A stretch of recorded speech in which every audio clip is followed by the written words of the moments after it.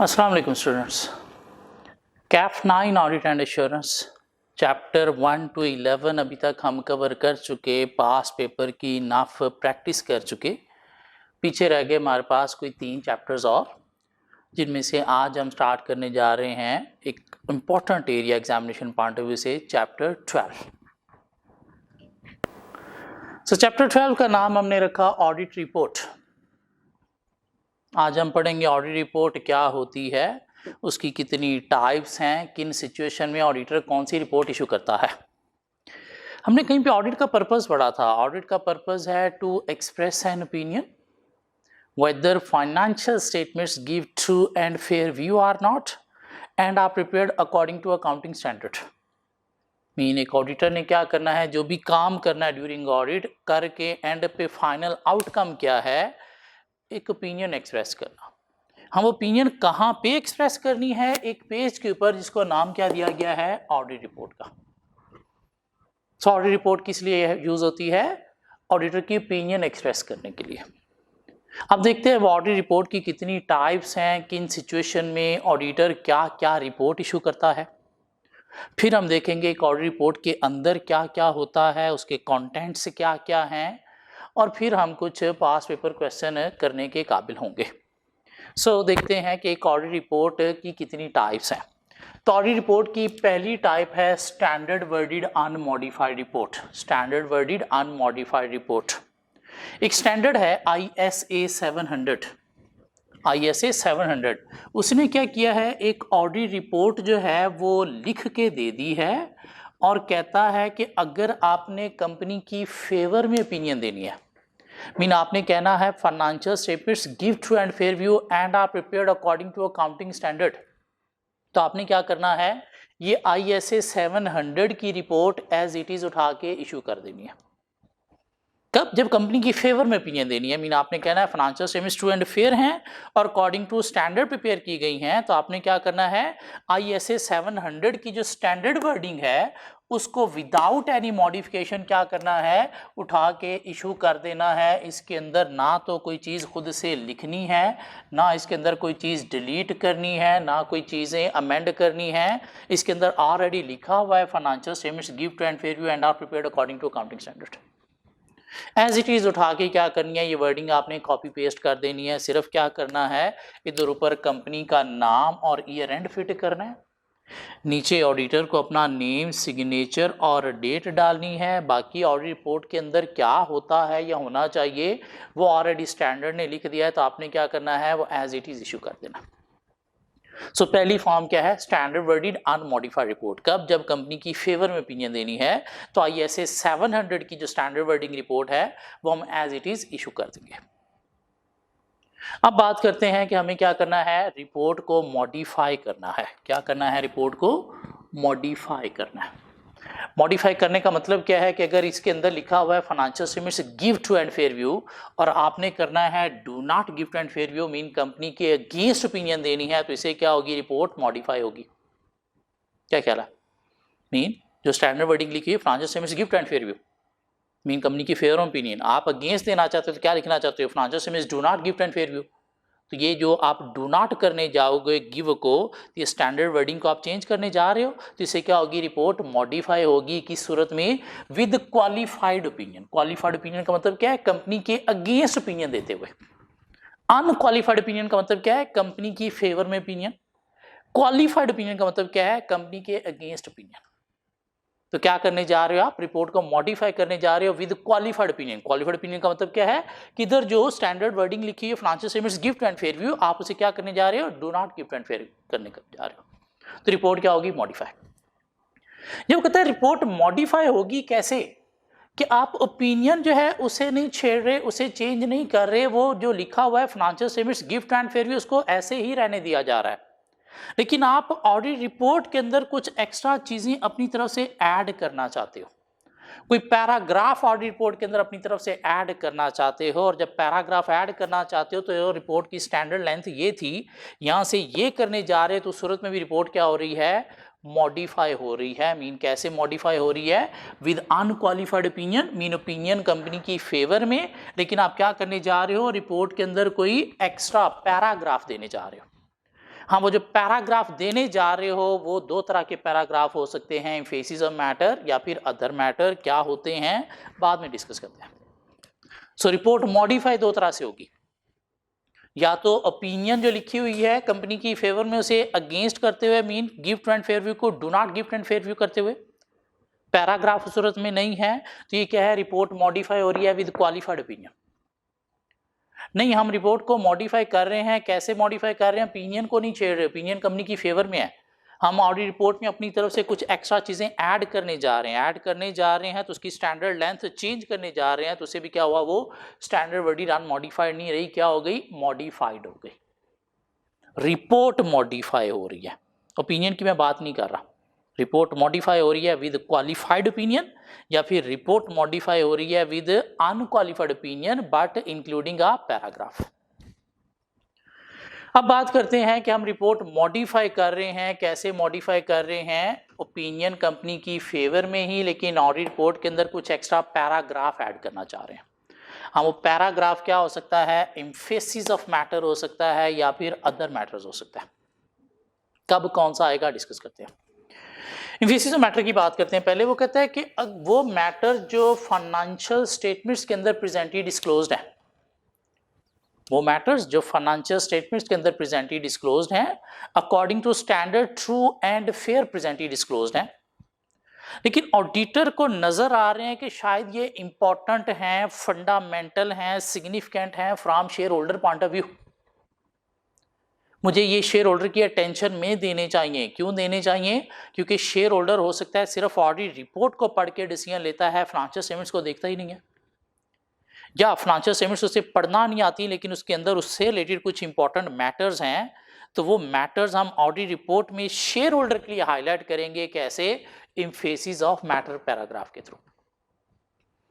सो वो मैटर्स जो financial statements के अंदर प्रेजेंटली डिस्क्लोज्ड हैं, according to standard true and fair presently disclosed हैं, लेकिन हमें नजर आ रहे हैं कि इंपॉर्टेंट हैं from shareholder point of view, हमें उसकी अटेंशन में देने चाहिए। क्यों, ये उसके डिसीजन को इन्फ्लुएंस कर सकते हैं।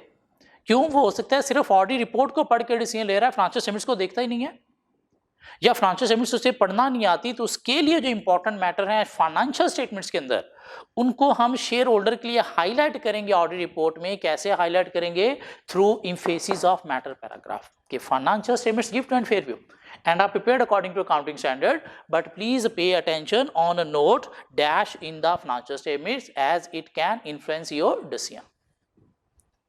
So वो मैटर्स जो फाइनेंशियल स्टेटमेंट्स के अंदर प्रेजेंटली डिस्क्लोज्ड हैं, ऑडिटर को नजर आ रहे हैं, इंपॉर्टेंट हैं, सिग्निफिकेंट हैं, फंडामेंटल हैं from user of the report mean share holder, और हमें उनकी अटेंशन में देने चाहिए। कैसे देंगे हम उनकी अटेंशन में, इम्फेसाइज करके उस मैटर को ऑडिट रिपोर्ट में, मीन हाईलाइट करेंगे उस मैटर को ऑडिट रिपोर्ट में, कैसे, एम्फेसिस ऑफ मैटर पैराग्राफ के through. Emphasis of matter paragraph के थ्रू वही मैटर हाईलाइट किए जाएंगे जो करेक्टली प्रेजेंटली डिस्क्लोज्ड है इन फाइनेंशियल स्टेटमेंट। अगर मैटर गलत लिखा हुआ है फाइनेंशियल स्टेटमेंट्स के अंदर तो उसको एम्फेसिस ऑफ मैटर के थ्रू हाईलाइट नहीं किया जाएगा, उससे रिलेटेड हम ऑडिट ओपिनियन क्वालिफाई करेंगे। वो मैटर जो फाइनेंशियल स्टेटमेंट्स के अंदर ठीक लिखा हुआ है, अकॉर्डिंग टू स्टैंडर्ड एक्यूरेट है, सिर्फ इंपॉर्टेंट है शेयर होल्डर के पॉइंट ऑफ व्यू से, क्यों, उसके डिसीजन को इन्फ्लुएंस कर सकता है और हम उसके नॉलेज में देना चाहते हैं, तो उस मैटर को एम्फेसाइज करेंगे, हाईलाइट करेंगे ऑडिट रिपोर्ट में। कैसे हाईलाइट करेंगे, एम्फेसिस ऑफ मैटर पैराग्राफ के थ्रू। एक इंपॉर्टेंट बात क्या है कि वो मैटर करेक्टली प्रेजेंटली डिस्क्लोज होना चाहिए, रॉन्ग नहीं होना चाहिए। Wrong matter emphasis of matter के थ्रू हाईलाइट नहीं होंगे। दूसरी इंपॉर्टेंट बात जो एम्फेसिस ऑफ मैटर में है वो क्या है कि इसकी सूरत में ऑलवेज ओपिनियन आपकी क्या होगी, अनक्वालिफाइड। कभी भी क्वालिफाइड ओपिनियन देते हुए एम्फेसिस ऑफ मैटर नहीं आएगा। I am repeating once again, कभी भी क्वालिफाइड ओपिनियन देते हुए एम्फेसिस ऑफ मैटर नहीं आएगा। ये बहुत बड़ा ब्लंडर होता है जो स्टूडेंट पेपर में मारते हैं कि ओपिनियन क्वालिफाई कर देंगे, कंपनी के अगेंस्ट दे देंगे और इस मैटर को एम्फेसिस ऑफ मैटर के थ्रू हाईलाइट कर देंगे। नहीं, इस बात पर एग्जामिनर आगे जोर से चपेट रखते हैं। समटाइम सीए फाइनल लेवल की अगर आप बात करो तो वहां पे 49 पे पेपर फेल भी हो सकता है। क्यों, ब्लंडर है ये, आप ऑडिटर बनने के काबिल नहीं हो, दोबारा पढ़ के आओ। सो वो मैटर जो फाइनेंशियल स्टेटमेंट्स के अंदर प्रेजेंटली डिस्क्लोज्ड है, according to standard true and fair presently disclosed हैं, हमें नजर आ रहे हैं शेयर होल्डर के लिए इंपॉर्टेंट है, उसकी अटेंशन में देने चाहिए। तो कैसे उसकी अटेंशन में देंगे? एम्फेसिस ऑफ मैटर पैराग्राफ के थ्रू उनको हाईलाइट करके या रेफर करके कि financial statements gift and fair and are prepared according to accounting standard, but please pay attention on this matter. क्या एग्जाम्पल हो सकती है इसकी? कहते हैं कि एक कंपनी को क्या देखना है, financial statements going concern assumption पे बनानी है। अगर कंपनी गोइंग कंसर्न है तो कंपनी को financial statements going concern assumption पे बनानी है। अगर कंपनी गोइंग कंसर्न है तो गोइंग कंसर्न का मतलब क्या है कि कंपनी नेक्स्ट 12 मंथ्स चलेगी। हाँ, अगर कंपनी गोइंग कंसर्न नहीं है, अगर कंपनी गोइंग कंसर्न नहीं है तो स्टैंडर्ड कहते हैं कि आपको फाइनेंशियल स्टेटमेंट्स ब्रेकअप बेसिस पे बनानी है। किस बेसिस पे बनानी है फाइनेंशियल स्टेटमेंट्स? ब्रेकअप बेसिस पे। ब्रेकअप बेसिस का मतलब क्या है कि आपको शो करने हैं आपके जितने भी नॉन करंट एसेट्स हैं उनको करंट। क्यों? कंपनी गोइंग कंसर्न नहीं है, दिस मीन 1 साल नहीं चलेगी, तो ये नॉन करंट एसेट भी 1 साल से ज़्यादा अब नहीं चलेंगे, तो इनको क्या करना है? करंट शो करना है। जितनी भी लॉन्ग टर्म लाइबिलिटीज हैं इनको क्या शो करना है? Short term liabilities. क्यों? विद इन ईयर सारी अब सेटल करनी है। क्यों? कंपनी जब 1 साल के अंदर अंदर बंद होने जा रही है, मीन गोइंग कंसर्न नहीं रही, तो लाइबिलिटी सेटल करनी है। तो ये जो नॉन करंट एसेट्स को करंट शो करना है, लॉन्ग टर्म लाइबिलिटीज को शॉर्ट टर्म शो करना है, ये क्या है? Breakup basis. अब कंपनी गोइंग कंसर्न नहीं थी तो फाइनेंशियल स्टेटमेंट्स गोइंग कंसर्न पे बननी चाहिए, ब्रेकअप बेसिस पे। ब्रेकअप बेसिस पे मैडम इन्हें फाइनेंशियल स्टेटमेंट्स ब्रेकअप बेसिस पे बना दी, तो financial statements give true and fair view and are prepared according to accounting standard. क्या ख्याल है? लेकिन फाइनेंशियल स्टेटमेंट्स ब्रेकअप बेसिस पे बनी हुई है, ये चीज़ हमें शेयर होल्डर के लिए हाईलाइट करनी है ना। क्यों? उसने तो ऑलरेडी रिपोर्ट पढ़ी, financial statements give true and fair view and are prepared according to accounting standard में सब कुछ ठीक है, जबकि सब कुछ ठीक नहीं है। क्या ख्याल है? फाइनेंशियल स्टेटमेंट्स के अंदर एक मैटर है जो हमें उसकी टेंशन में देना चाहिए कि भाई फाइनेंशियल स्टेटमेंट्स ब्रेकअप बेसिस पे बनी है। ये चीज़ हम कैसे हाईलाइट करेंगे? Through emphasis of matter paragraph. क्यों? ये मैटर इंपॉर्टेंट है शेयर होल्डर के लिए, उसे और आप शायद इन्वेस्टमेंट कंपनी के अंदर नहीं करनी चाहिए, अपनी इन्वेस्टमेंट जितनी जल्दी हो निकालनी चाहिए। सो वो मैटर्स जो फाइनेंशियल स्टेटमेंट्स के अंदर प्रेजेंटली डिस्क्लोज्ड है, according to standard true and fair presently disclosed है, हम उन्हें अगर ऑडिट रिपोर्ट में हाईलाइट करना चाहते हैं, क्यों? शेयर होल्डर के लिए इंपॉर्टेंट है, फंडामेंटल है from user of the report point of view, तो कैसे हम हाईलाइट करेंगे ऑडिट रिपोर्ट में उनको? एम्फेसिस ऑफ मैटर पैराग्राफ के थ्रू। एक एग्जांपल हमने ली, like going concern breakup basis का अगर डिस्क्लोजर है तो। दूसरा एक और एग्जांपल लेते हैं, वो कहते हैं कि अगर कंपनी को कोई लिटिगेशन सपोज फेस करना पड़ रही है तो उसकी अकाउंटिंग करनी होती है पर IAS 37 आइदर प्रोविजन या फिर कंटिंजेंट लायबिलिटी। प्रोविजन या फिर कंटिंजेंट लायबिलिटी। प्रोविजन कब रिकॉग्नाइज करनी है? जब 3 कंडीशन पूरी हो। क्या ख्याल है?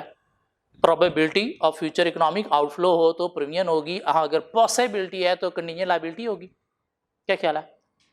मैंने ने क्या किया, एक कंटिंजेंट लायबिलिटी का डिस्क्लोजर दिया हुआ है फाइनेंशियल स्टेटमेंट्स के अंदर। प्रोविजन अकाउंट फॉर होती है एक्सपेंस टू लायबिलिटी, जबकि एक कंटिंजेंट लायबिलिटी डिस्क्लोज होती है। मैडम ने एक मैटर से रिलेटेड कंटिंजेंट लायबिलिटी का डिस्क्लोजर दे दिया फाइनेंशियल स्टेटमेंट्स के अंदर। हमने बीइंग ऑडिटर उसे चेक किया, वो वाकई ही कंटिंजेंट लायबिलिटी ही बनती थी, तो financial statements give true and fair view and are prepared according to accounting standard. लेकिन हमें नजर आ रहा है ये जो कंटिंजेंट लायबिलिटी है, लिटिगेशन के अगेंस्ट पेमेंट अगर कल को कंपनी को पे करना पड़ गई तो कंपनी को बहुत हैवी कैश आउटफ्लो पे करना पड़ेगा, उससे कंपनी का सर्वाइवल भी डिफिकल्ट हो सकता है। तो फिर ये कंटिंजेंट लायबिलिटी इंपॉर्टेंट है, सिग्निफिकेंट है, फंडामेंटल है from shareholder point of view, हमें हाईलाइट करनी चाहिए ऑडिट रिपोर्ट के अंदर। कैसे हाईलाइट करेंगे? Through emphasis of matter paragraph के financial statements give true and fair view and are prepared according to accounting standard, but please pay attention on note flaw in the financial statements of contingent liability as it can influence your decision. क्यों? जब तक वो matter resolve नहीं हो जाता तब तक share holder को शायद और इन्वेस्टमेंट कंपनी के अंदर नहीं करनी चाहिए, इसलिए मैटर उसके लिए इंपॉर्टेंट है। तो हाईलाइट करेंगे कैसे? एम्फेसिस ऑफ मैटर पैराग्राफ के थ्रू। सो क्या हम पढ़ रहे हैं कि वो मैटर जो फाइनेंशियल स्टेटमेंट्स के अंदर प्रेजेंटली डिस्क्लोज्ड हैं, according to standard true and fair presently disclosed है, और हमें नजर आ रहे हैं इंपॉर्टेंट हैं शेयर होल्डर के पॉइंट ऑफ व्यू से, हमें उसकी अटेंशन में देने चाहिए। तो उसकी अटेंशन में कैसे देंगे? Bye including emphasis of matter paragraph in the audit report. एक एक्स्ट्रा पैराग्राफ ऑडिट रिपोर्ट के अंदर इंक्लूड करके हाईलाइट करेंगे। और जब भी ये पैराग्राफ आएगा emphasis of matter, always opinion company की फेवर में होगी, कभी भी कंपनी के अगेंस्ट ओपिनियन देते हुए एम्फेसिस ऑफ मैटर पैराग्राफ नहीं आएगा। एग्जाम्पल हमने डिस्कस कर ली, कोई गोइंग कंसर्न का डिस्क्लोजर है, लाइक ब्रेकअप बेसिस पे फाइनेंशियल स्टेटमेंट्स बनी है, उसे हाईलाइट करना है तो एम्फेसिस मैटर यूज करेंगे। या कोई सिग्निफिकेंट अनसर्टेनिटी की प्रोविजन या कोई कंटिजेंट लायबिलिटी डिस्क्लोज्ड है, उसको शेयर होल्डर के अटेंशन में देना है तो हम क्या यूज करेंगे? Emphasis of matter paragraph. Clear होती है यहां तक बात? अब कहता है कि वो मैटर जो फाइनेंशियल स्टेटमेंट्स के अंदर प्रेजेंटली डिस्क्लोज्ड हैं, उनको हाईलाइट करने के लिए emphasis of matter paragraph. Matters other than financial statements को हाईलाइट करने के लिए other matter paragraph. Matter other than financial statements को हाईलाइट करने के लिए other matter paragraph. In financial statements के अंदर कोई मैटर है वो हाईलाइट करने हैं तो एम्फेसिस ऑफ मैटर। नहीं, कोई ऐसा मैटर जो फाइनेंशियल स्टेटमेंट्स के अंदर नहीं है, इसके अलावा कोई मैटर है, तो उसे हाईलाइट कैसे करेंगे? अदर मैटर पैराग्राफ के थ्रू। क्या अदर मैटर पैराग्राफ की एग्जांपल हो सकती हैं? आए वो डिस्कस करते हैं। एक कंपनी क्या करती है? एवरी ईयर अपनी एनुअल रिपोर्ट्स इशू करती है। क्या करती है कंपनी? एवरी ईयर अपनी एनुअल रिपोर्ट्स इशू करती है। उस एनुअल रिपोर्ट्स के अंदर क्या होता है? उस एनुअल रिपोर्ट्स के अंदर कंपनी की फाइनेंशियल स्टेटमेंट्स भी होती हैं, इसके अलावा कुछ अदर इंफॉर्मेशन भी होती है। एनुअल रिपोर्ट्स के अंदर फाइनेंशियल स्टेटमेंट्स भी होती है और कुछ अदर इंफॉर्मेशन भी होती है। अदर इंफॉर्मेशन क्या हो सकती है? लाइक कंपनी का चेयरमैन और सीईओ जो है वो अपनी स्टेटमेंट देते हैं कि भाई ड्यूरिंग द ईयर हमने कंपनी को कैसे चलाया है, मीन क्या चार चांद लगाए हैं। अदर इंफॉर्मेशन क्या हो सकती है? लाइक बोर्ड मेंबर्स जो हैं, इनकी डिफरेंट कमेटीज होती हैं कंपनी के अंदर, तो हर कमेटी भी अपनी रिपोर्ट देती है कि हमारे मेंबर कौन कौन हैं और ड्यूरिंग द ईयर हमने कंपनी के लिए क्या काम किया है, मीन कमेटीज स्टेटमेंट भी हो सकती हैं। अदर इंफॉर्मेशन क्या हो सकती है? लाइक कंपनी ने कोई सोशल एनवायरमेंटल रिस्पॉन्सिबिलिटीज परफॉर्म की हैं ड्यूरिंग द ईयर, तो इसके लिए कोई CSR corporate social responsibility reporting करनी है, तो वो CSR रिपोर्ट भी जो है वो कंपनी कहाँ पे देगी? अपनी एनुअल रिपोर्ट्स के अंदर। तो कंपनी एवरी ईयर क्या करती है? एनुअल रिपोर्ट्स इशू करती है। उस एनुअल रिपोर्ट्स के अंदर फाइनेंशियल स्टेटमेंट्स भी हैं और कुछ other information like chairman CEO statement है, कमेटीज की स्टेटमेंट है या CSR रिपोर्टिंग है। अब हमने जो ओपिनियन देना होती है वो किस चीज़ के ऊपर देना होती है? फाइनेंशियल स्टेटमेंट के ऊपर। हमने जो ऑडिट करना है, जो वेरिफिकेशन करनी है, वो भी किसकी करनी है? फाइनेंशियल स्टेटमेंट्स की। लेकिन ये जो other information in the annual report है, अदर इंफॉर्मेशन फाइनेंशियल स्टेटमेंट्स के अलावा ये जो अदर इंफॉर्मेशन है इन द एनुअल रिपोर्ट, इसे भी हमने रीड करना है, रिव्यू करना है, ऑडिट नहीं करना। कौन कहता है? एक स्टैंडर्ड है ISA 720 अदर इंफॉर्मेशन, वो कहता है कि एक ऑडिटर को, ठीक है, फाइनेंशियल स्टेटमेंट्स को तो चेक करना है, वेरीफाई करना है, प्रोसीजर परफॉर्म करके एविडेंस लेके उसके ऊपर ओपिनियन देनी है। लेकिन ये जो other information in the annual report है, इसको भी रीड रिव्यू करना है। क्यों रीड रिव्यू करना है? ये देखने के लिए कि ये other information inconsistent with financial statement तो नहीं है, कि other information inconsistent with financial statement तो नहीं है। इनकंसिस्टेंट का मतलब क्या है? कि इनमें कोई बात ऐसी तो नहीं जो फाइनेंशियल स्टेटमेंट के साथ कॉन्ट्राडिक्टिंग हो। क्या ख्याल है? सपोज इधर कंपनी के चेयरमैन ने अपनी स्टेटमेंट में कहा जी कि हमने ड्यूरिंग द ईयर कंपनी का प्रॉफिट डबल किया। हमने फाइनेंशियल स्टेटमेंट्स देखी, वो कंपैरेटिव प्रिपेयर होती हैं। कंपैरेटिव मीन करंट ईयर के साथ प्रीवियस ईयर की फिगर्स भी आ रही होती है, सारे अकाउंट बैलेंस की। वहां पे हमने देखा प्रॉफिट सिर्फ 20% से इंक्रीज हो रहा है, जबकि चेयरमैन अपनी स्टेटमेंट में क्या कर रहा है? झूठ मार रहा है कि हमने during the year profit double किया। डबल मीन 100% इंक्रीज किया। हमने फाइनेंशियल स्टेटमेंट्स को वेरीफाई किया, वो बिल्कुल एक्यूरेट निकली, उसमें कोई मसला नहीं था, वो ठीक थी। तो दिस मीन ये अदर इंफॉर्मेशन इनकंसिस्टेंट है विद फाइनेंशियल स्टेटमेंट। क्या ख्याल है? अब ये मैटर हमें हाईलाइट करना चाहिए शेयर होल्डर के लिए। लेकिन क्या ये मैटर फाइनेंशियल स्टेटमेंट्स के अंदर लिखा हुआ है या फाइनेंशियल स्टेटमेंट्स के अलावा कहीं पे लिखा हुआ है? फाइनेंशियल स्टेटमेंट्स के अलावा लिखा हुआ है। तो इस मैटर को हम हाईलाइट करेंगे ऑडिट रिपोर्ट में कैसे? Through other matter paragraph, through other matter paragraph, जिसकी हमने एक पहली एग्जांपल जो है वो क्या डिस्कस की अदर मैटर पैराग्राफ की? If other information is not consistent with financial statement, if other information is not consistent with financial statements, तो हम हाईलाइट करेंगे कैसे? अदर मैटर पैराग्राफ के थ्रू। क्यों? ये मैटर फाइनेंशियल स्टेटमेंट्स के अंदर कहीं पे नहीं है जिसे हम हाईलाइट कर रहे हैं, फाइनेंशियल स्टेटमेंट्स के अलावा कोई मैटर है। सो फाइनेंशियल स्टेटमेंट के अंदर जो मैटर्स हैं उनको हाईलाइट करने के लिए एम्फेसिस ऑफ मैटर, जिसकी हमने कोई दो एग्जांपल डिस्कस कर ली। एक गोइंग कंसर्न, अगर फाइनेंशियल स्टेटमेंट्स ब्रेकअप बेसिस पे बनी हुई हैं तो उस चीज़ को हम हाईलाइट करेंगे इसके थ्रू, या फिर कोई मटेरियल अनसर्टेनिटी है, या फिर कोई सिग्निफिकेंट लिटिगेशन है, सिग्निफिकेंट कॉन्टिजेंसी है, लिटिगेशन के अगेंस्ट कोई कॉन्टिजेंसी डिस्क्लोज है तो उसके लिए एम्फेसिस ऑफ मैटर। लेकिन matter other than financial statements, like if other information in the annual report is not consistent with the financial statements, इसको हाईलाइट करेंगे कैसे? अदर मैटर पैराग्राफ के थ्रू। सपोज यहाँ पे CSR रिपोर्ट में लिखा हुआ है, कंपनी ने कहा जी कि हमने एनवायरमेंटल पॉल्यूशन रोकने के लिए कुछ 10 मिलियन की इन्वेस्टमेंट की है।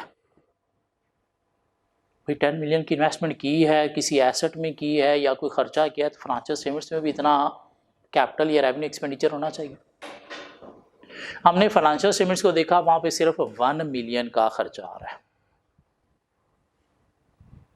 फाइनेंशियल स्टेटमेंट्स को हमने वेरीफाई किया, वो बिल्कुल ठीक है, 1 मिलियन ही खर्चा हुआ है। दिस मीन कंपनी अपनी एनुअल रिपोर्ट्स के अंदर कूड़ मार रही है, झूठ बोल रही है कि हमने 10 मिलियन की इन्वेस्टमेंट की है।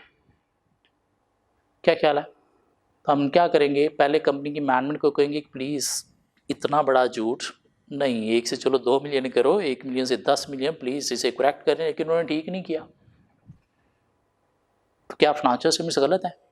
नहीं, फाइनेंशियल स्टेटमेंट्स ठीक हैं। तो financial statements gift and fair and are prepared according to accounting standard, लेकिन ये अदर इन्फॉर्मेशन कंसिस्टेंट नहीं है विद फाइनेंशियल स्टेटमेंट्स। इसको कैसे हम हाईलाइट करेंगे? Through other matter paragraph. Clear होती है बात? अदर मैटर कहाँ पे आएगा? वो मैटर जो फाइनेंशियल स्टेटमेंट्स के अलावा है, फाइनेंशियल स्टेटमेंट्स के अंदर नहीं है, कहीं और है, उनको अगर हाईलाइट करना है तो कौन सा पैराग्राफ हम यूज कर रहे हैं? Other matter paragraph. एक और एग्जांपल लेते हैं। वो कहते हैं कि अगर आप किसी कंपनी का फर्स्ट टाइम ऑडिट करने जा रहे हो, पिछले साल का ऑडिट हुआ ही नहीं या आपने नहीं किया, तो ऑलवेज आपको ये चीज भी अदर मैटर पैराग्राफ के थ्रू हाईलाइट करनी है। क्या? If previous year financial statements were not audited or audited by any other firm, तो हम ये चीज ऑलवेज जो है वो अदर मैटर पैराग्राफ के थ्रू हाईलाइट करेंगे। कहाँ पे? अपनी पहली ऑडिट रिपोर्ट के अंदर। फिर कहता है कि अगर बीइंग ऑडिटर आपको एक ही कंपनी की एक से ज्यादा फाइनेंशियल स्टेटमेंट्स के ऊपर ओपिनियन देने के लिए कहा जा रहा है, इन कंपनी ने 2 फाइनेंशियल स्टेटमेंट्स बनाई हैं, दोनों के ऊपर आपको ओपिनियन देने के लिए कहा जा रहा है। क्यों 2 बनाई है? एक सपोज IAS IFRS के अकॉर्डिंगली बनाई है, एक अकॉर्डिंग टू कंपनीज एक्ट 2017 बनाई है। IAS IFRS कहते हैं कि आपने क्या करना है? Statement of comprehensive income prepare करनी है। क्या ख्याल है? कंपनीज एक्ट कहता है नहीं, आपने profit and loss account prepare करना है। नाम डिफरेंट है। क्या ख्याल है? अंदर कोई फिगर भी डिफरेंट हो सकती है।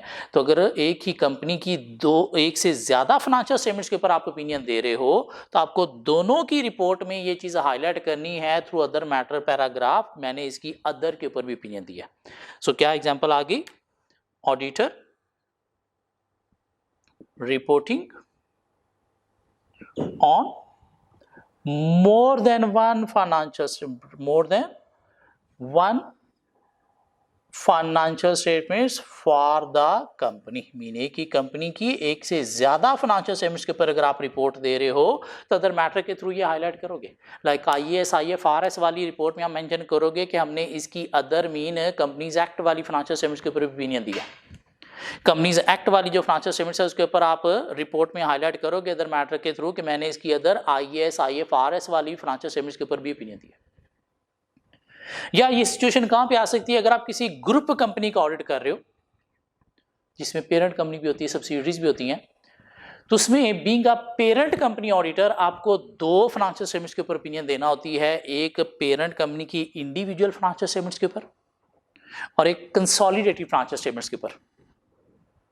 तो आपको दोनों की रिपोर्ट में फिर ये हाईलाइट करना है, इंडिविजुअल वाली में हाईलाइट करना है कि मैंने इसकी other mean consolidated financial statements के ऊपर ओपिनियन दिया, और कंसोलिडेटेड वाली रिपोर्ट में हाईलाइट करना है कि मैंने इसकी अदर मीन इंडिविजुअल के ऊपर भी ओपिनियन दिया।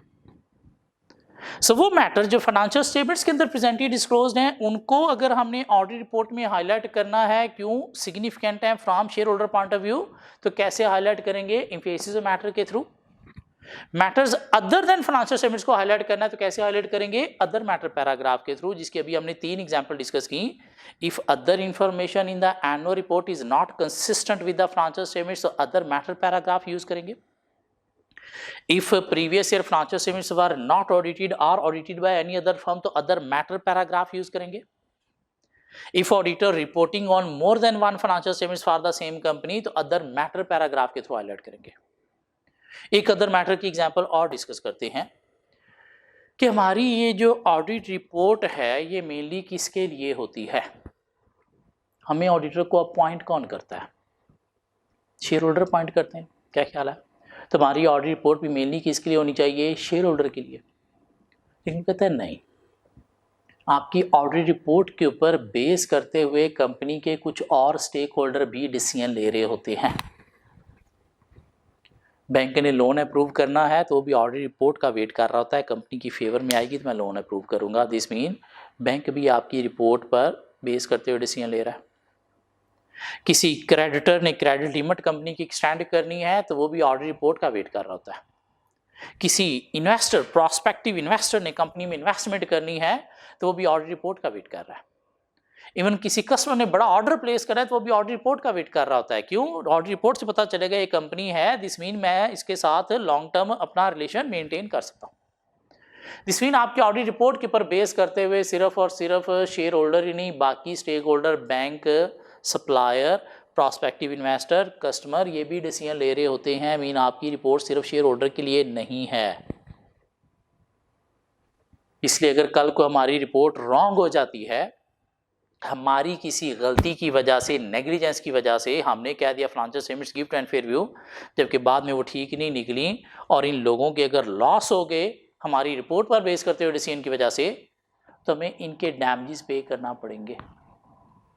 बैंक का डैमेज पे करना पड़ेगा, प्रोस्पेक्टिव इन्वेस्टर का पे करना पड़ेगा, कस्टमर सप्लायर का डैमेज पे करना पड़ेगा। हाँ, अगर ऑडिटर अपनी लायबिलिटी को लिमिट लगाना चाहता है कि भाई कल को अगर मेरी रिपोर्ट रॉन्ग हो जाए, ओपिनियन रॉन्ग हो जाए, तो मुझे डैमेज सिर्फ शेयर होल्डर के पे करना पड़े, किसी और के पे ना करना पड़े, तो ऑडिटर अपनी इस लायबिलिटी को लिमिट लगा सकता है। कैसे लगाएगा, bye including other matter paragraph, कि भाई मेरी ये रिपोर्ट सिर्फ शेयर होल्डर के लिए है, किसी और ने डिसीजन लेने हैं तो अपनी इन्वेस्टिगेशन करके ले, मैं कल को लायबल नहीं होगा। क्या ख्याल है। तो एक और एग्जांपल अदर मैटर की आ गई, if auditor want to limit his liability, if auditor limiting liability to particular stakeholder, कि भाई मेरी किन किन की तरफ जो है वो लायबिलिटी बनती है, बाकी अपनी इन्वेस्टिगेशन करके खुद डिसीजन लें। हाँ, अगर ये लायबिलिटी लिमिट लगाने के लिए आपने अदर मैटर पैराग्राफ यूज़ नहीं किया ऑडिट रिपोर्ट में, तो कल को रिपोर्ट रॉन्ग होने की सूरत में आपको बाकी सबके डैमेजेस भी पे करना पड़ेंगे। सो वो मैटर्स जो फाइनेंशियल स्टेटमेंट्स के अंदर प्रेजेंटली डिस्क्लोज्ड हैं, उनको अगर हमने ऑडिट रिपोर्ट में हाईलाइट करना है शेयर होल्डर के लिए, तो कैसे हाईलाइट करेंगे, एम्फेसिस ऑफ मैटर पैराग्राफ के थ्रू, जिसकी ये 2 एग्जांपल्स हमने डिस्कस की। 1-2 और हैं वो हम बुक में डिस्कस करेंगे, अभी फिलहाल इतनी। Matters other than financial statements को हाईलाइट करना है तो कैसे हाईलाइट करेंगे, थ्रू अदर मैटर। एग्जाम्पल क्या है, in case of limiting liability towards a particular stakeholder, तो अदर मैटर पैराग्राफ यूज किया जाएगा। क्यों, ये मैटर फाइनेंशियल स्टेटमेंट्स के अंदर कहीं नहीं लिखा हो जिसे आप हाईलाइट कर रहे हो। If other information is not consistent with financial statement, इसको हाईलाइट करना है आपने तो अदर मैटर पैराग्राफ यूज करोगे। If previous year financial statements were not audited और audited by any other firm, तो अदर मैटर्स के थ्रू अपनी पहली ऑडिट रिपोर्ट में ये चीज हाईलाइट करोगे। And if auditor reporting on more than one set of financial statements for the same company, तो ये चीज भी फिर वो कहां पे हाईलाइट करेगा, अदर मैटर पैराग्राफ के थ्रू। क्या ख्याल है? कुछ 4 एग्जाम्पल हमने अदर मैटर्स की पढ़ी। इसमें ये जो हमने पढ़ी है एग्जाम्पल अदर इंफॉर्मेशन वाली, इसको प्लीज थोड़ा सा हाईलाइट कर लें। इसके ऊपर हम बाद में कुछ और बात भी करेंगे। ये बात अब कहीं और होगी, अब ये बात अदर मैटर में नहीं रही, सिर्फ पढ़ाने के लिए आपको अभी ये बताई गई है। ठीक हो गया? इसको थोड़ा हाईलाइट कर लें, प्रॉपर सर्कल कर लें। क्यों? इसको हम नेक्स्ट लेक्चर में इस एग्जाम्पल से एक्सक्लूड करके कहीं और हाईलाइट करेंगे इसको। अभी अदर मैटर के लिए आप समझो कि क्या है, ये 4 नहीं, ये 3 एग्जाम्पल्स हैं। ये चौथी एग्जाम्पल पहले होती थी, बाद में स्टैंडर्ड में चेंज आया और ये एग्जाम्पल ओमिट हो गई। तो कहाँ पे अब ये बात होगी, बाद में डिस्कस करेंगे। सो क्या बात कर रहे हैं, ऑडिट रिपोर्ट की फॉर्म की बात कर रहे हैं। तो पहली फॉर्म हमने डिस्कस की स्टैंडर्ड वर्डिड अनमॉडिफाइड रिपोर्ट, कि जब हमने कंपनी की फेवर में ओपिनियन देनी है, हमने कहना है financial statements give and fair view and are prepared according to accounting standard. तो क्या करना है, ISA 700 की wording as it is without any modification क्या कर देनी है, इशू कर देनी है। दूसरी हमने बात की कि रिपोर्ट मॉडिफाई 2 तरह से होगी, बाय क्वालिफाइड ओपिनियन, मीन कोई पैराग्राफ ऐड नहीं करना, ओपिनियन की वर्डिंग चेंज करनी है, या unqualified opinion by including a paragraph. और जब पैराग्राफ ऐड करेंगे तो स्टैंडर्ड लेंथ यहां से यहां करेंगे तो रिपोर्ट क्या होगी, मॉडिफाई। हम वो पैराग्राफ क्या हो सकते हैं, एम्फेसिस ऑफ मैटर या फिर अदर मैटर। कोई फाइनेंशियल स्टेटमेंट्स के अंदर इंपॉर्टेंट मैटर है, वो ऑडिट रिपोर्ट में हाईलाइट करना है तो एम्फेसिस ऑफ मैटर। सिर्फ इंपॉर्टेंट मैटर, हर मैटर को हाईलाइट करने के लिए नहीं। Matter other than financial statements है, वो हाईलाइट करना है तो अदर मैटर। वो अदर मैटर्स क्या हो सकते हैं, ये हमने 3-4 एग्जाम्पल डिस्कस करनी। और एक चीज माइंड में रखनी है, जब भी ये पैराग्राफ आएंगे तो ओपिनियन क्या होगी, अनक्वालिफाइड। एम्फेसिस ऑफ मैटर कभी भी क्वालिफाइड ओपिनियन के साथ नहीं आएगा। Other matter in some situation qualified opinion के साथ भी आ सकता है। In some situation qualified opinion के साथ भी आ सकता है, otherwise in most of the cases ये भी अनक्वालिफाइड ओपिनियन के साथ ही होता है। अभी माइंड में यही रखो कि ये पैराग्राफ जब भी आएंगे ओपिनियन क्या होगी, अनक्वालिफाइड। ये तो कभी भी क्वालिफाइड ओपिनियन के साथ नहीं आएगा। Other matter in some cases qualified opinion के साथ भी आ सकता है। कहां पे, क्वेश्चन में प्रैक्टिस करेंगे। सो रिपोर्ट की 2 फॉर्म हमने डिस्कस कर ली, एक स्टैंडर्ड वर्डिड अनमॉडिफाइड रिपोर्ट और दूसरी क्या है, अनक्वालिफाइड रिपोर्ट। क्या नाम दिया हमने, अनक्वालिफाइड रिपोर्ट, मीन कंपनी की फेवर में ओपिनियन वाली report with a paragraph. Unqualified report with a paragraph, हाँ वो paragraph emphasis of matter, other matter कोई भी हो सकता है। अब बात करते हैं कि हमने रिपोर्ट मॉडिफाई करनी है कैसे, कोई पैराग्राफ ऐड नहीं करना बल्कि ओपिनियन क्वालिफाई करनी है। मीन ओपिनियन कंपनी के अगेंस्ट देनी है। क्वालिफाइड का मतलब क्या है, कंपनी के अगेंस्ट ओपिनियन देना। अनक्वालिफाइड का मतलब क्या है, कंपनी की फेवर में ओपिनियन देना। अब कहते हैं ओपिनियन क्वालिफाई करने के पीछे 2 रीजन है। एक रीजन है डिसएग्रीमेंट विद मैनेजमेंट, दूसरी रीजन क्या है, स्कोप लिमिटेशन। ओपिनियन क्वालिफाई करने की 2 रीजन है, disagreement with management and scope limitation. Disagreement with management का मतलब क्या है कि फाइनेंशियल स्टेटमेंट्स के अंदर एक मटेरियल मिसस्टेटमेंट है जो हमने पकड़ी ड्यूरिंग ऑडिट, हमारे पास एविडेंस है कि वो मटेरियल मिसस्टेटमेंट है। हमने मैनेजमेंट को कहा यार प्लीज इसे ठीक करो, लेकिन मैनेजमेंट उसे करेक्ट नहीं कर रही, मीन हमारे साथ एग्री नहीं कर रही। तो ये क्या है, डिसएग्रीमेंट विद मैनेजमेंट। मतलब क्या है, फाइनेंशियल स्टेटमेंट्स के अंदर मटेरियल मिसस्टेटमेंट है। तो हमने देखना है वो जो मिसस्टेटमेंट है फाइनेंशियल स्टेटमेंट्स के अंदर, वो सिर्फ मटेरियल है या मटेरियल के साथ साथ परवेसिव भी है। डिसएग्रीमेंट का मतलब क्या है, फाइनेंशियल स्टेटमेंट्स के अंदर एक मटेरियल मिसस्टेटमेंट है जो हमने पकड़ी और मैनेजमेंट को कहा इसे ठीक करें, लेकिन वो ठीक नहीं कर रहे। क्यों, कोई भी मसले हमें फाइनेंशियल स्टेटमेंट से मिलते हैं तो पहले हमने मैनेजमेंट को through letter of weak analysis communicate करना होते हैं, उन्हें एक चांस देना होता है कि वो ठीक कर लें। हाँ, अगर वो चांस के बावजूद ठीक नहीं करते तो फिर हम ओपिनियन कंपनी के अगेंस्ट देते हैं। इधर क्या हुआ, हमने चांस दिया लेकिन उन्होंने हमारे साथ एग्री नहीं किया, मीन मिस स्टेटमेंट है। तो हमने देखना है मिस स्टेटमेंट सिर्फ मटीरियल है या फिर परवेसिव है। सिर्फ मटेरियल का मतलब क्या है कि मिस स्टेटमेंट किसी एक आध अकाउंट बैलेंस को अफेक्ट कर रही है, बाकी फाइनेंशियल स्टेटमेंट ठीक है। सपोज सिर्फ इन्वेंट्री में मसला है, बाकी सब कुछ ठीक है। सिर्फ वेजिस में मसला है, बाकी सब कुछ ठीक है। सिर्फ डेटर्स की बैडर्स प्रोविजन क्रिएट नहीं हुई, मीन डेटर ओवरस्टेटेड है, बाकी सब कुछ ठीक है। सिर्फ एक प्रोविजन लायबिलिटी रिकॉग्नाइज नहीं की, बाकी सब कुछ ठीक है। मीन मैटर क्या है, सिर्फ मटेरियल परवेसिव नहीं। तो सूरत में हम क्या करेंगे, एक्सेप्ट फॉर ओपिनियन देंगे। कौन सी ओपिनियन देंगे, एक्सेप्ट फॉर ओपिनियन। सिर्फ इन्वेंट्री में मसला है तो except for inventory financial statements gift and fair view. सिर्फ वेजिस में मसला है तो except for wages financial statements gift and fair view. सिर्फ प्रोविजन का मसला है, except for provision financial statements gift and fair view. Mean बाकी ठीक है इस मसले को छोड़ के। हाँ, अगर वो मैटर जिस पे हमारा डिसएग्रीमेंट हुआ है, मीन वो मिस स्टेटमेंट मटीरियल के साथ साथ परवेसिव भी है।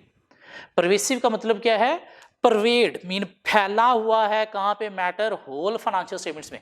मीन एक आध अकाउंट बैलेंस अफेक्ट नहीं हो रहा, क्या हो रहा है, होल फाइनेंशियल स्टेटमेंट्स अफेक्ट हो रही हैं। तो ये क्या है, परवेसिव। मीन छोटा मसला फाइनेंशियल स्टेटमेंट्स में वो क्या है, मटीरियल।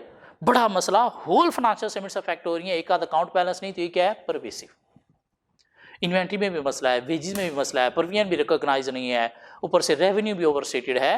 तो एक आध मसला नहीं है, काफ़ी सारे मसले हैं। Mean whole financial statement distorted, mean wrong view दे रही हैं। तो मैटर क्या हुआ, परवेसिव। और परवेसिव की सूरत में हम क्या करेंगे, adverse opinion.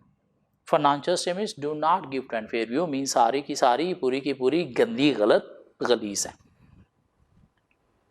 So opinion qualify करने की दो रीजन है। पहली रीजन अभी हम डिस्कस कर रहे हैं, disagreement with management, mean financial statements के अंदर कोई मटीरियल मिसस्टेटमेंट है। तो हमने देखना है मिसस्टेटमेंट सिर्फ मटीरियल है, मीन एक आध अकाउंट बैलेंस को अफेक्ट कर रही है, या परवेसिव है, नहीं होल फाइनेंशियल स्टेटमेंट्स को अफेक्ट कर रही है। मीन 4-5 अकाउंट बैलेंसेस हैं मिल के क्या क्रिएट कर रहे हैं, परवेसिव इफेक्ट। सिर्फ मटीरियल है तो except for opinion, except for this financial statements gift and fair view. नहीं, परवेसिव है स्टेटमेंट, तो सूरत में एडवर्स ओपिनियन क्या, financial statements do not give and fair view, mean पूरी की पूरी गलत है। अब ये मटीरियलिटी परवेसिवनेस थोड़ा सा जजमेंटल भी है। हमने बात की कि एक आध अकाउंट बैलेंस अफेक्ट हो रहा है तो मटीरियल मिसस्टेटमेंट है, एक से ज्यादा अकाउंट बैलेंस 3-4 अफेक्ट हो रहे हैं तो ये क्या है, परवेसिव मिसस्टेटमेंट है। समटाइम एक आध अकाउंट बैलेंस ही परवेसिव अफेक्ट भी क्रिएट कर सकता है। लाइक एक मैन्युफैक्चरिंग या डिस्ट्रीब्यूशन कंपनी की बात करें तो वहाँ पे मेजर अकाउंट बैलेंस जो है वो क्या होता है, इन्वेंट्री। और इन्वेंट्री में अगर कोई 80-90% की मिसस्टेटमेंट है तो फिर सिर्फ मटेरियल नहीं है, ये क्या है, परवेसिव है। क्यों, इन्वेंट्री इनकम स्टेटमेंट में भी आती है, बैलेंस शीट में भी आती है, कैश फ्लो में भी आती है। तो ये होल फाइनेंशियल स्टेटमेंट्स को अफेक्ट कर रहा है। क्यों, मेजर अकाउंट बैलेंस ही इन्वेंट्री है। तो उस सूरत में क्या है, मैटर परवेसिव। तो उस सूरत में क्या करेंगे, एडवर्स ओपिनियन। मीन थोड़ा सा जजमेंटल है, हमें देखना पड़ता है कि मैटर मटीरियल अफेक्ट डाल रहा है या फिर परवेसिव अफेक्ट डाल रहा है। एक तो क्या है, एक आध अकाउंट बैलेंस अफेक्ट हो रहा है तो मटीरियल मैटर है, नहीं काफ़ी सारे अकाउंट बैलेंसेस अफेक्ट हो रहे हैं तो फिर क्या है, मिस स्टेटमेंट तो है लेकिन मटीरियल के साथ साथ परवेसिव। मीन काफ़ी सारी मटीरियल मिस स्टेटमेंट मिल के क्या बनेगी, परवेसिव। एक आध मटीरियल तो मटीरियल है वो परवेसिव नहीं है। सो ओपिनियन क्वालिफाई करने के पीछे रीजन क्या है, disagreement management mean material miss statement है फाइनेंशियल स्टेटमेंट्स के अंदर। तो हमने देखना है अगर वो मटीरियल है, परवेसिव नहीं है, तो एक्सेप्ट फॉर ओपिनियन, नहीं अगर परवेसिव है तो फिर एडवर्स ओपिनियन। ओपिनियन क्वालिफाई करने की दूसरी रीजन है स्कोप लिमिटेशन, जिसके लिए स्टैंडर्ड एक टर्म यूज करते हैं, inability to obtain sufficient appropriate audit evidence. कि हमें बीइंग ऑडिटर क्या करना है, ओपिनियन देनी है, कैसे देनी है, एविडेंस की बेस पर। एविडेंस कैसे लेने हैं, ऑडिट प्रोसीजर्स परफॉर्म करके। एविडेंस है तो किसी चीज़ को सही या गलत कहना है, एविडेंस नहीं है तो अपना मुंह बंद रखना है। अब यहाँ पे मसला क्या आ गया, scope limitation, inability to obtain sufficient appropriate audit evidence. मतलब क्या हुआ कि मैनेजमेंट हमें सपोज रिकॉर्ड तक एक्सेस नहीं दे रही, बहाने बना रही है जी, एम्प्लॉय चोरी करके ले गया, फायर के थ्रू डिस्ट्रॉय हो गए या फ्लड के थ्रू डिस्ट्रॉय हो गए। या हो सकता है वाकई ही जनरली ऐसे हो, रिकॉर्ड अवेलेबल ही नहीं है, और जब रिकॉर्ड है ही नहीं तो क्या हम ऑडिट प्रोसीजर परफॉर्म करके एविडेंस ऑब्टेन कर सकते हैं? नहीं। तो ये क्या है, स्कोप लिमिटेशन, हमारे स्कोप ऑफ वर्क के ऊपर क्या आ गई, लिमिटेशन आ गई। मीन हम इस काबिल नहीं रहे कि sufficient appropriate audit evidence obtain कर सकें, और जब एविडेंस ही नहीं है तो फिर हम क्या ओपिनियन देने के काबिल हैं? नहीं। तब इस सिचुएशन में हमें क्या देखना है कि वो जो एविडेंस हमें नहीं मिले, आइदर वो मटीरियल नेचर के नहीं मिले, मीन एक आध अकाउंट बैलेंस एटेड नहीं मिले, बाकी सारे मिल गए, तो फिर क्या कहेंगे, except for this account balance financial statements give and fair view, mean सिर्फ इन्वेंट्री के हमें नहीं मिले, बाकी सब कुछ वेरीफाई हो गया। सिर्फ वेजीज के हमें जो है वो एविडेंस नहीं मिले, बाकी सब कुछ वेरीफाई हो गया, तो except for veggies financial statements give and fair view. हाँ, अगर परवेसिव नेचर के हमें एविडेंस नहीं मिले, मीन कोई भी रिकॉर्ड नहीं मिला जहां से कुछ भी वेरीफाई हो सकता, क्यों, कंपनी का हो सकता है पूरा पूरा सिस्टम ही क्रैश कर गया, कुछ भी अवेलेबल नहीं है, तो फिर परवेसिव नेचर के एविडेंस नहीं मिले, तो उस सूरत में क्या कहेंगे, disclaimer of opinion, mean we do not express any opinion. क्यों, हम ओपिनियन देने के काबिल ही नहीं है, कोई चीज वेरीफाई होगी तो ओपिनियन देंगे। सो स्कोप लिमिटेशन का मतलब क्या है कि हमारे काम के ऊपर लिमिटेशन इंपोज हो गई, हम इस काबिल नहीं रहे कि प्रोसीजर परफॉर्म करके एविडेंस ऑब्टेन कर सकें। तो हमें देखना है वो जो एविडेंस हमें नहीं मिले वो मटेरियल नेचर के नहीं मिले, मीन एक आध अकाउंट बैलेंस एटेड नहीं मिले तो एक्सेप्ट फॉर ओपिनियन, नहीं होल फाइनेंशियल स्टेटमेंट्स एटेड नहीं मिले, मीन परवेसिव नेचर के नहीं मिले, तो फिर disclaimer of opinion, mean we do not express any opinion. So opinion company के अगेंस्ट देने की दो रीजन है, डिसएग्रीमेंट विद मैनेजमेंट, तो उसमें देखना है अगर मैटर मटीरियल है तो एक्सेप्ट फॉर ओपिनियन, परवेसिव है तो adverse opinion, financial statements do not give and fair view. हाँ, अगर स्कोप लिमिटेशन रीजन है तो देखना है वो जो स्कोप लिमिटेशन इंपोज हुई है वो मटीरियल नेचर की इंपोज हुई है तो एक्सेप्ट फॉर ओपिनियन, नहीं परवेसिव नेचर की इंपोज हुई है तो उस सूरत में क्या होगा, disclaimer of opinion, we do not express any opinion. Clear होती है बात। और ये मटीरियलिटी परवेसिवनेस थोड़ा सा जजमेंटल है। हाँ, एक तुक्का क्या है हमारा कि एक आध अकाउंट बैलेंस अफेक्ट हो रहा है तो मैटर मटीरियल है, नहीं काफ़ी सारे अकाउंट बैलेंस अफेक्ट हो रहे हैं, मीन होल फाइनेंशियल स्टेटमेंट से प्रिवेड हो रही है, फैला हुआ है मसला, तो फिर परवेसिव है। सो यहाँ पे क्या हुआ, ऑडिट रिपोर्ट की हमने कुछ फॉर्म कवर कर ली। पहली फॉर्म क्या है, स्टैंडर्ड वर्डेड अनमॉडिफाइड रिपोर्ट, कब, जब हमने कंपनी की फेवर में ओपिनियन देनी है तो ISA 700 की वर्डिंग एज इट इज उठा के कॉपी पेस्ट कर देनी है। दूसरी फॉर्म क्या है, unqualified opinion with a paragraph. हाँ, फाइनेंशियल स्टेटमेंट्स के अंदर का कोई मैटर हाईलाइट करना है ऑडिट रिपोर्ट में तो एम्फेसिस ऑफ मैटर पैराग्राफ कहाँ पे आएगा, कोई going concern breakup basis financial statement disclosure highlight करने के लिए, या फिर कुछ सिग्निफिकेंट कंटिजेंसी को हाईलाइट करने के लिए जो ऑलरेडी डिस्क्लोज्ड है फाइनेंशियल स्टेटमेंट्स में।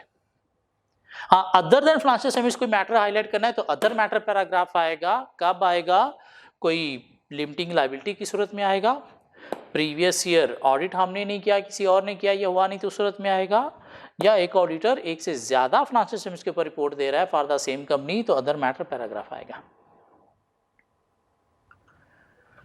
रिपोर्ट की तीसरी फॉर्म क्या है, क्वालिफाइड रिपोर्ट। कौन सी वाली, ये जो एक्सेप्ट फॉर वाली है इसके लिए टर्म यूज की जाती है क्या, qualified report. Either due to disagreement है या फिर ड्यू टू स्कोप लिमिटेशन है। क्वालिफाइड रिपोर्ट ये क्या है, तीसरी फॉर्म, चाहे वो डिसएग्रीमेंट की सूरत में है चाहे वो स्कोप लिमिटेशन की सूरत में है। चौथी फॉर्म क्या है ऑडिट रिपोर्ट की, एडवर्स रिपोर्ट। क्या नाम है, एडवर्स रिपोर्ट। एडवर्स रिपोर्ट कौन सी, जब परवेसिव नेचर की मिस स्टेटमेंट है। और चौथी रिपोर्ट का नाम क्या हुआ फिर, डिस्क्लेमर रिपोर्ट। चौथी रिपोर्ट का नाम क्या हुआ, पांचवी रिपोर्ट का नाम क्या हुआ, डिस्क्लेमर रिपोर्ट। पहली स्टैंडर्ड वर्डिट, दूसरी unqualified report with a paragraph, तीसरी qualified report mean except for opinion वाली को नाम क्या दिया गया है, क्वालिफाइड रिपोर्ट। चौथी क्या हुई, एडवर्स रिपोर्ट, और पांचवी क्या हुई, डिस्क्लेमर रिपोर्ट। सो ये क्या हमने डिस्कस कर लिया, ऑडिट रिपोर्ट की कितनी फॉर्म है और किन सिचुएशन में ऑडिटर कौन सी रिपोर्ट देता है। एक चीज़ माइंड में रखनी है कि जब भी ऑडिटर रिपोर्ट क्वालिफाई करेगा, ओपिनियन क्वालिफाई करेगा, चाहे वो क्वालिफाइड रिपोर्ट की सूरत में है, चाहे एडवर्स की सूरत में है, चाहे डिस्क्लेमर की सूरत में है, तो किस वजह से आप ओपिनियन क्वालिफाई कर रहे हो वो वजह अपने ऑडिट रिपोर्ट के अंदर बताना होती है। और वो वजह बताने के लिए ऑडिट रिपोर्ट में एक पैराग्राफ यूज किया जाता है जिसे नाम दिया जाता है बेसिस फॉर ओपिनियन का। मीन अगर आप जो है वो qualified with except for opinion दे रहे हो ड्यू टू मटीरियल मिसस्टेटमेंट, तो कैसे मैटर मटीरियल मिसस्टेटमेंट क्रिएट कर रहा है वो बेसिस फॉर ओपिनियन में आप एक्सप्लेन करोगे। अगर आप एडवर्स ओपिनियन दे रहे हो तो क्या परवेसिव नेचर की मिसस्टेटमेंट है, मटीरियल ही क्यों नहीं है, परवेसिव कैसे है, तो वो चीज आप बेसिस फॉर ओपिनियन में एक्सप्लेन करोगे। अगर आप एक्सेप्ट फॉर दे रहे हो ड्यू टू स्कोप लिमिटेशन, तो क्या मटीरियल नेचर की स्कोप लिमिटेशन है बेसिस फॉर ओपिनियन में एक्सप्लेन करोगे।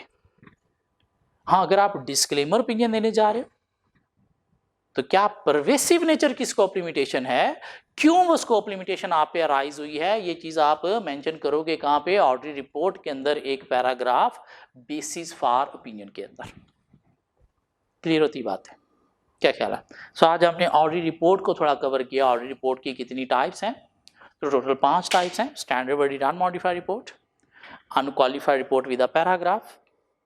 मैंने अनक्वालिफाइड रिपोर्ट यूज किया है, वर्ड अनमॉडिफाइड यूज नहीं किया। क्यों, रिपोर्ट मॉडिफाई हुई है लेकिन ओपिनियन क्या है, अनक्वालिफाइड। तीसरी क्या है, क्वालिफाइड रिपोर्ट, चाहे वो इस सूरत में हो चाहे वो उस सूरत में हो। चौथी क्या है, एडवर्स रिपोर्ट, जब परवेसिव नेचर की मिसस्टेटमेंट है। और पांचवी क्या है, डिस्क्लेमर रिपोर्ट। अब एक छोटी सी चीज़ डिस्कस करता हूँ आपके साथ। हमने फाइनेंशियल स्टेटमेंट्स को चेक किया, उसके अंदर से एक मिसस्टेटमेंट निकली। उस मिसस्टेटमेंट को हमने देखना होता है मटीरियल है या परवेसिव है। मटीरियल कैसे चेक करते हैं कि मटीरियल मिसस्टेटमेंट है या नहीं, उसको कंपेयर करते हैं। मटीरियलिटी थ्रेशोल्ड हमने पढ़े थे कहाँ पे, चैप्टर 4 में भी चैप्टर 1 में भी। उसको कंपेयर करते हैं कंपनी के प्रॉफिट के साथ। अगर वो प्रॉफिट का 5% और मोर हो तो मटीरियल है, अदरवाइज ये मटीरियल है। या कंपेयर करते हैं कंपनी के रेवेन्यू के साथ, और रेवेन्यू का 1% और मोर हो तो मटीरियल है, अदरवाइज ये मटीरियल है। क्या कोई बैलेंस शीट फिगर है तो टोटल एसेट्स के साथ कंपेयर करते हैं, टोटल एसेट्स का 1% और मोर हो तो मटीरियल, अदरवाइज ये मटीरियल है। हमने कंपेयर किया तीनों के साथ, बिलो 1% ऑफ टोटल एसेट्स था, बिलो 1% ऑफ रेवेन्यू था, और जस्ट 3% ऑफ प्रॉफिट था। मीन तीनों के साथ क्या निकली, इमटीरियल लेकिन मिस स्टेटमेंट है। इस सूरत में ऑडिट रिपोर्ट कौन सी दोगे,